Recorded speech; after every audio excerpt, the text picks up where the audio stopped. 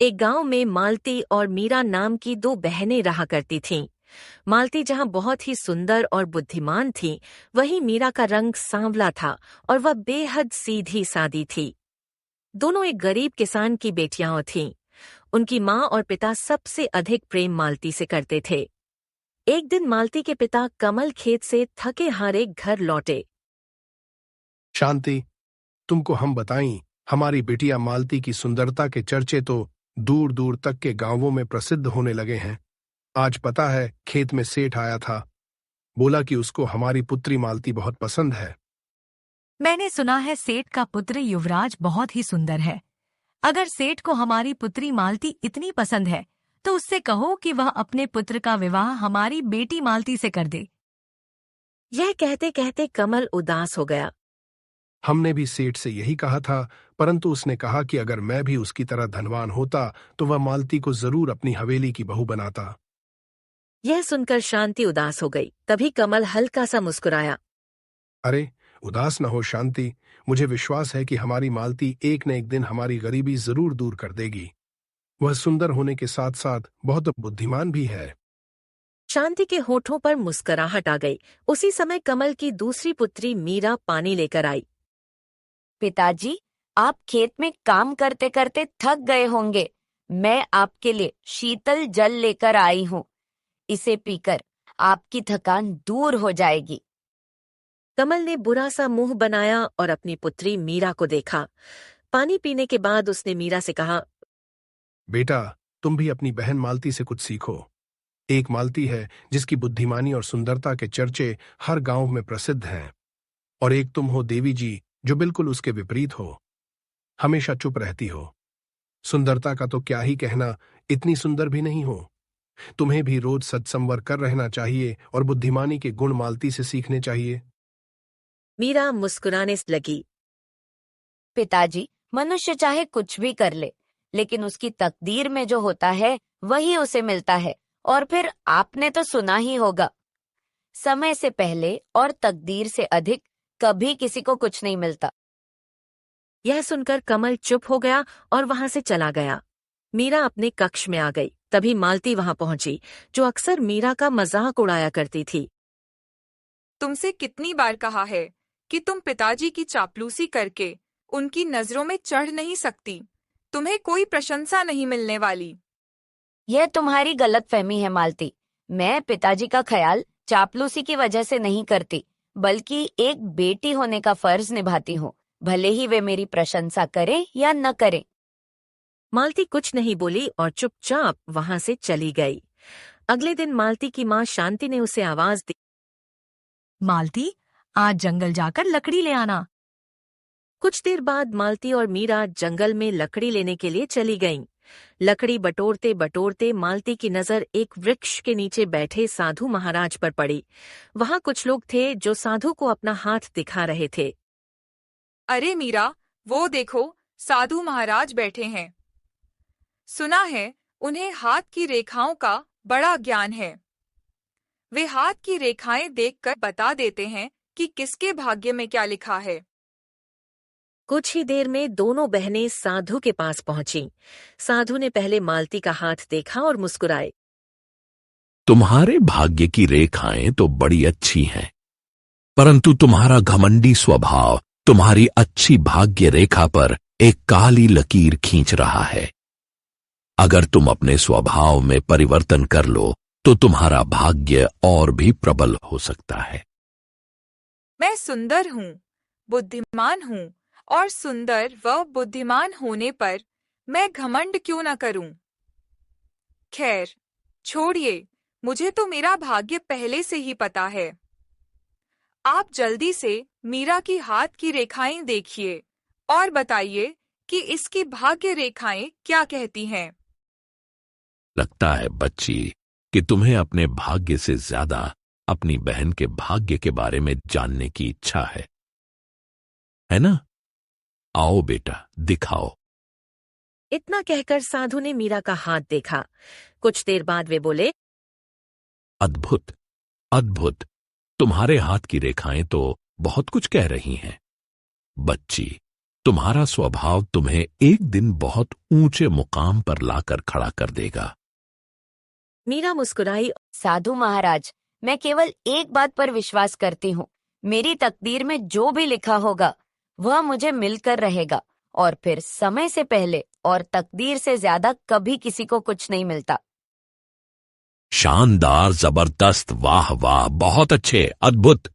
तुम्हारे विचार तुम्हारे भाग्य की रेखाओं की तरह बहुत ही बलशाली हैं। यह सुनकर मालती हंसने लगी। साधु बाबा, शरत लगाती हूँ, यह हमेशा गरीब ही रहेगी। साधु ने कुछ नहीं बोला। कुछ देर बाद दोनों बहनें अपने घर लौट आईं। मीरा अपने कक्ष में चली गई, जबकि मालती ने सारी घटना अपनी माँ और पिता को बताई। अरे तुम ना भी बताती, तब भी हमें पता था कि तुम्हारा भाग्य बहुत ही ऊंचा होगा। अरे काहे कि तुम इस गांव की सबसे सुंदर और सबसे बुद्धिमान लड़की हो। अरे मेरी प्यारी बिटिया, आए हैं, कहीं किसी की नजर न लग जाए। मालती फिर घमंड से मुस्कुराई और वहां से चली गई। अगले दिन मालती की माँ शांति ने अपनी दोनों बेटियों से कहा, मालती, मीरा, आज फिर जंगल से लकड़ी ले आओ। कुछ देर बाद मालती और मीरा जंगल की ओर चली गईं और लकड़ी बटोरने लगीं। तभी अचानक मालती की नजर एक वृक्ष पर बैठे हुए एक विचित्र पक्षी पर पड़ी, जो दोनों बहनों को घूर रहा था। अरे मालती, वो देखो, वो पक्षी कितना विचित्र है। ऐसा पक्षी हमने कभी यहाँ नहीं देखा। हाँ, और यह तो हमें ऐसे देख रहा है जैसे हमें अच्छी तरह पहचानता हो। मीरा के इतना कहते ही वह पक्षी मनुष्य की आवाज में बोल उठा, मैं कोई साधारण पक्षी नहीं हूं, मैं एक तिलिस्मी पक्षी हूं। यह सुनकर दोनों बहनें चौंक गईं। अगर तुम दोनों मेरी एक पहेली का अपनी बुद्धिमानी से सही उत्तर दे दोगी तो मैं तुम्हें एक ऐसी जादुई वस्तु दूंगा जिससे तुम्हारा भाग्य बदल जाएगा। मालती तुरंत खुश हो गई। वहीं मीरा शांत मुस्कान के साथ बोली, मुझे तुम्हारी पहेली जानने में कोई दिलचस्पी नहीं। मेरा भाग्य इतना कमजोर नहीं कि पहेली से बदल जाए। जो मेरी तकदीर में लिखा है वही मिलेगा। पक्षी कुछ देर मीरा को देखता रहा, फिर मालती की ओर मुड़ा। क्या तुम्हारे भी यही विचार हैं? मेरी बहन मूर्ख है, उसकी मूर्खता के चर्चे पूरे गांव में प्रसिद्ध हैं। वह मौके का फायदा उठाना नहीं जानती, पर मैं जानती हूँ। मैं अपने गांव की सबसे बुद्धिमान लड़की हूँ। तुम अपनी पहेली पूछो, मैं जरूर सही उत्तर दूंगी। तो सुनो, मैं बिना पंख के उड़ता हूं, बिना पैर के चलता हूं, बिना मुंह के बोलता हूं, बिना शरीर के दुनिया हिला देता हूं। बताओ, मैं कौन हूं? इस पहेली का उत्तर है हवा, क्योंकि हवा बिना पंख उड़ती है, बिना पैर चलती है, बिना मुंह के आवाज पैदा करती है और तूफान बनकर दुनिया हिला देती है। सच में, तुम तो बहुत बुद्धिमान हो। तभी रंग बिरंगी किरणों के साथ मालती के सामने एक छड़ी प्रकट हुई। ये लो, यह एक जादुई छड़ी है। याद रखना, इसका इस्तेमाल तुम केवल एक बार कर सकती हो। सिर्फ एक बार किसी भी वस्तु को सोने में बदल सकती हो, उसके बाद यह छड़ी गायब हो जाएगी। इतना कहकर तिलिस्मी पक्षी रंग बिरंगी किरणों में गायब हो गया। मालती खुश होकर छड़ी उठाकर मीरा के साथ घर लौटी और सारी घटना अपने माता पिता को बताई। मेरी बेटी, अरे वाह वाह, मेरी बिटिया रानी, नजर न लगे। देख मीरा, अगर तू भी पहेली सुलझाती तो तेरे पास भी छड़ी होती। अरे लेकिन तू है एक नंबर की मूर्ख। क्या कहूं, अब मैं समझा समझा कर थक गया।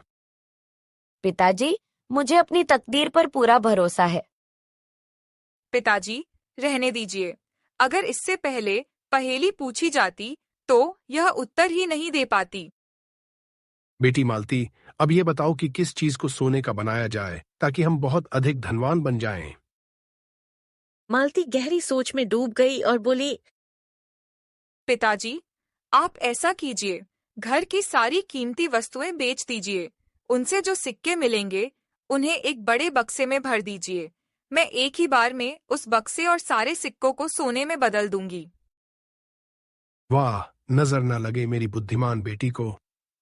हाँ बेटा, यही करूंगा। कमल ने तुरंत सामान बेच दिया और बहुत सारे सिक्के लेकर उन्हें बक्से में भर दिया और मालती को दे दिया। हाँ, ये लो बेटा, ये बक्सा सिक्कों से भरा है। मालती ने छड़ी उठाकर उस बक्से को स्पर्श करते हुए कहा, मैं चाहती हूँ कि यह बक्सा और इसके अंदर की हर वस्तु सोने की बन जाए। अगले ही पल किरणों के साथ बक्सा सोने का बन गया और छड़ी गायब हो गई। मालती ने जैसे ही बक्सा खोला, अंदर के सारे सिक्के सोने के सिक्कों में बदल चुके थे। अरे वाह मेरी पुत्री, तेरी वजह से हम धनवान बन गए। नजर न लगे मेरी बिटिया रानी को। पिताजी, अब आपकी गरीबी के दिन दूर हो गए। लेकिन कमल ने गुस्से से मीरा को देखा। गरीबी तो दूर हो गई, लेकिन हाँ, तू इस बक्से से दूर ही रहना। ये बक्सा मालती का है। इन सोने के सिक्कों पर उसी का अधिकार है। समझ लेना, बड़ी बुद्धिमान है मेरी बिटिया रानी। नजर न लगे। इस पर मीरा चुप रही और वहां से चली गई। कुछ समय बाद कमल गांव का सबसे धनी व्यक्ति बन गया। उसका टूटा फूटा घर अब एक आलीशान हवेली बन गया और अब वह कई खेतों का मालिक भी हो गया। एक दिन कमल अपनी हवेली में बैठा हुआ था कि तभी वहां सेठ अपने पुत्र युवराज के साथ आ पहुंचा। कमल सेठ को देखकर खुश हो गया। सेठ बोला, तुम्हें याद होगा कि मैंने तुमसे कहा था कि तुम्हारी पुत्री मालती मुझे बहुत पसंद है, लेकिन उस समय तुम धनवान नहीं थे, इसलिए मैं उसे अपनी बहू नहीं बना पाया। लेकिन अब परिस्थितियां बदल चुकी हैं। मैं अपने पुत्र युवराज के लिए मालती का हाथ मांगने आया हूं। अरे, मुझे कब से आपका ही इंतजार था। सेठ जी, मुझे यह रिश्ता मंजूर है। ठीक है, मैं अपनी पुत्री मालती का विवाह धूमधाम से करूंगा। सेठ और युवराज खुश होकर वहां से चले गए। कुछ देर बाद मीरा आकर खड़ी हो गई। पिताजी, आपको मालती का विवाह सेठ के बेटे से नहीं करना चाहिए। सेठ ने मालती की सुंदरता देखकर नहीं, आपका धन देखकर ही रिश्ता किया है। जब तेरे अंदर दिमाग है नहीं तो चलाती काहे को है। कितनी बार कहा है कि इन सब मामलों में दखल मत दिया करो।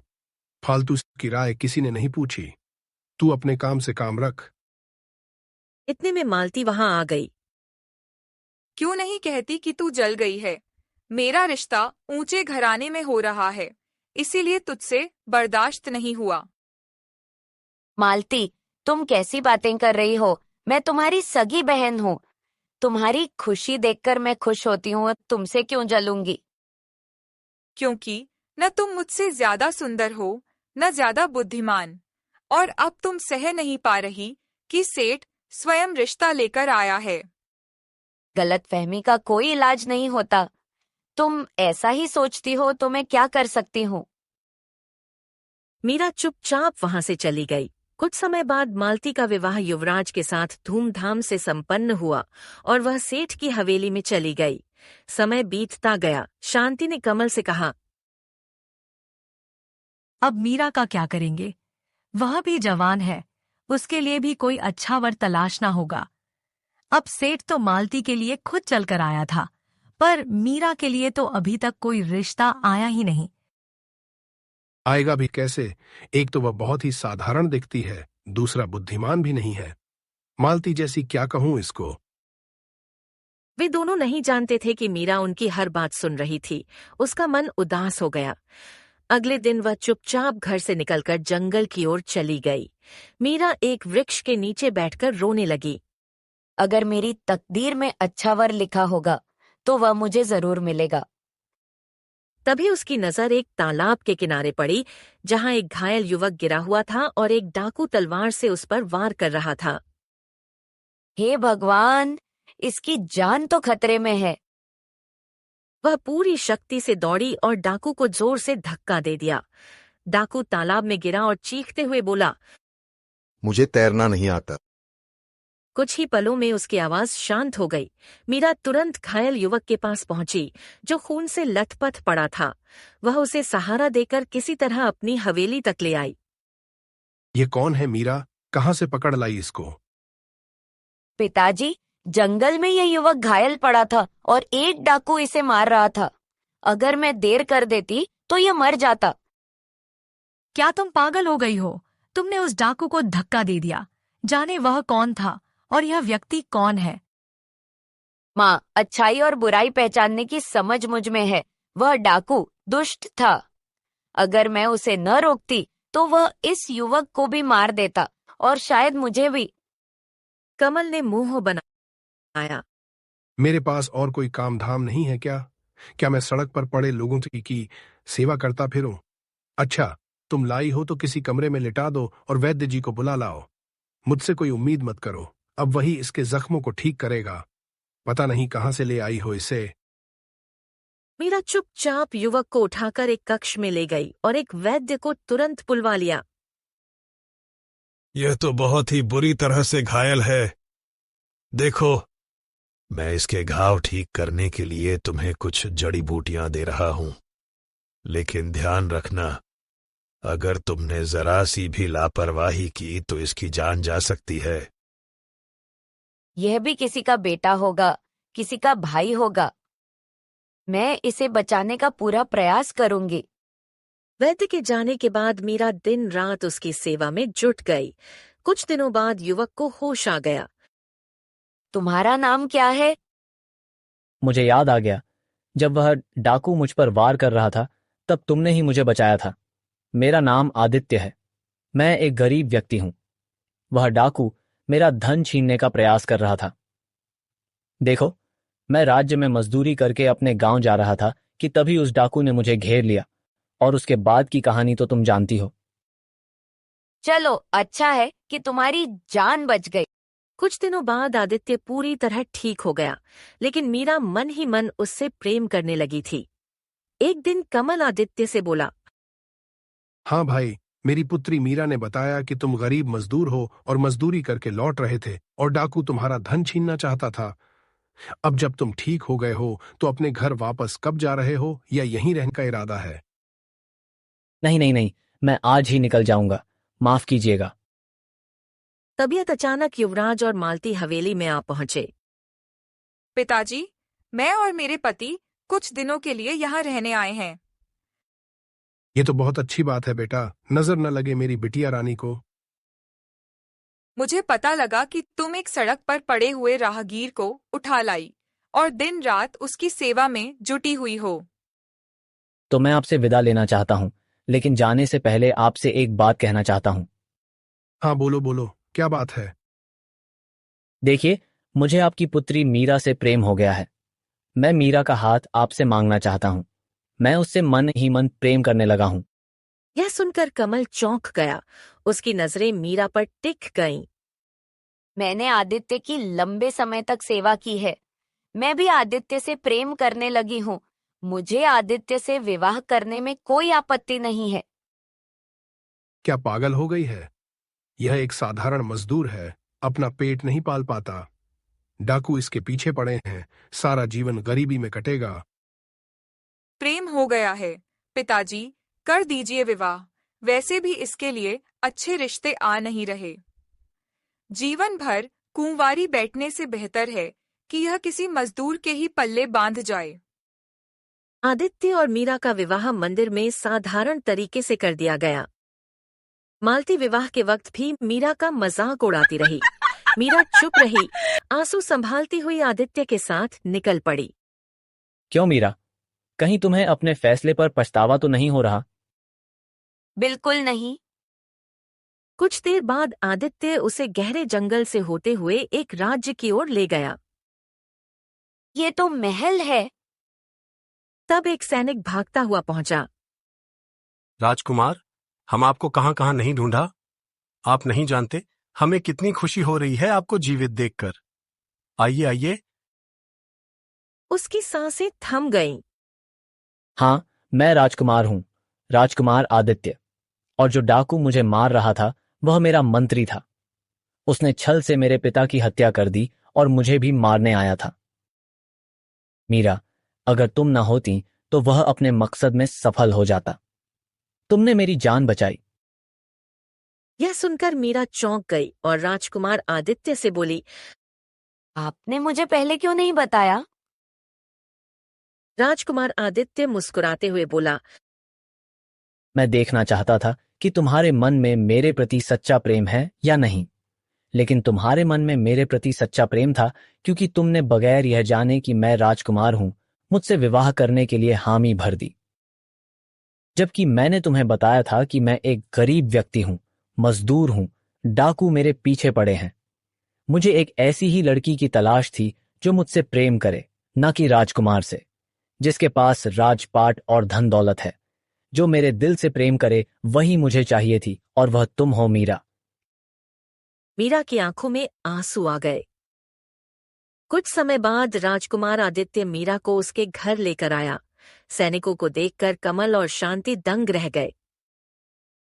इत्तेफाक से वहां मीरा की बहन मालती भी थी, जो अपने पति के साथ कुछ दिनों के लिए अपने घर आई थी। मीरा अपने परिवार वालों को सारी घटना बताते हुए बोली, पिताजी, मैं कहती थी ना, अगर मेरी तकदीर में अच्छा लिखा होगा तो वह मुझे मिलकर रहेगा। मालती को अपने किए पर शर्म आने लगी। दूसरी ओर कमल को अपनी गलती का एहसास होने लगा। तब रंग बिरंगी रोशनी के साथ वही साधु प्रकट हुआ जिसने दोनों बहनों की हाथ की रेखाएं देखी थीं। तुम दोनों की परीक्षा ली थी। मैंने कहा था ना, अगर तुम अपने स्वभाव को बदल लोगे तो तुम्हारा भाग्य और आगे जाएगा, पर तुमने नहीं माना।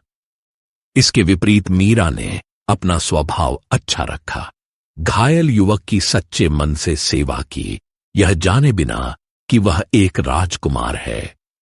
और देखो, वह एक राजकुमारी बन गई। इतना कहकर साधु उसी तरह गायब हो गया। कुछ दिनों बाद मीरा अपने पति राजकुमार आदित्य के साथ अपने महल लौट गई और मीरा की तकदीर ने सच साबित कर दिया कि समय से पहले और तकदीर से ज्यादा किसी को कभी कुछ नहीं मिलता।